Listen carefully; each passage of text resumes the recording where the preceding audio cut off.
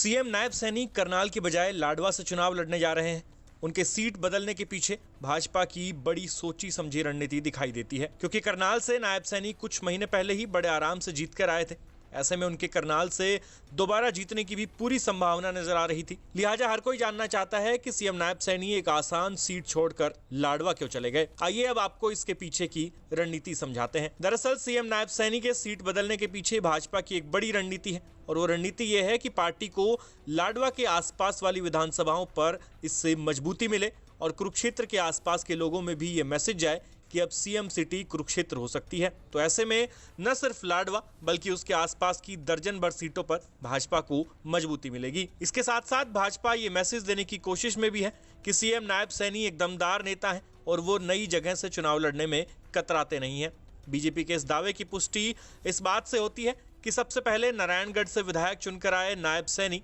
बाद में कुरुक्षेत्र से सांसद बने, उसके बाद करनाल से विधायकी जीतकर सीएम बने और अब चौथी जगह यानी लाडवा से मैदान में उतर गए हैं। सीएम नायब सैनी ने टिकट मिलते ही कुरुक्षेत्र के ज्योतिसर तीर्थ पहुंचकर पूजा अर्चना की और फिर पहले ही दिन चुनाव प्रचार का बिगुल फूंक दिया। अंत में आप सुनिए कि सीएम नायब सैनी ने लाडवा चुनाव प्रचार अभियान की शुरुआत में तीसरी बार भाजपा की सरकार बनाने का क्या फॉर्मूला बताया। देखिए, मैं सबसे पहले तो अपने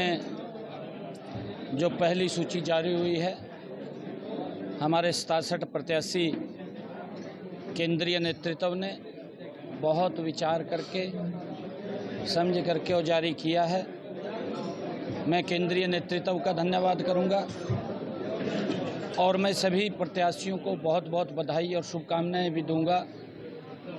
आज हरियाणा प्रदेश में जो एक माहौल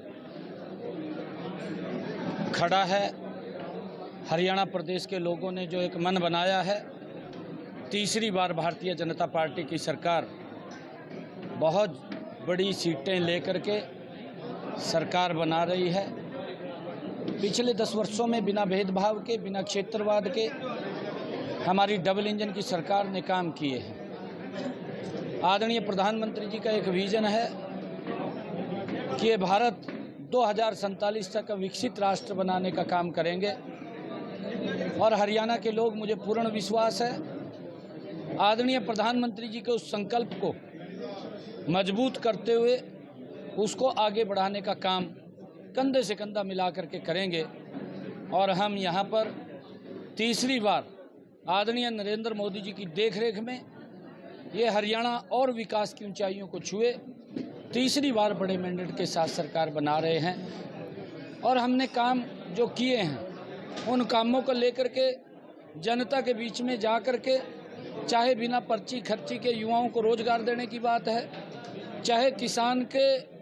प्राकृतिक आपदा के समय अगर फसल खराबा हुई उसके साथ सरकार खड़ी हुई दिखाई दी मजबूती से, उसकी बात है, या महिलाओं के सशक्तिकरण की बात है,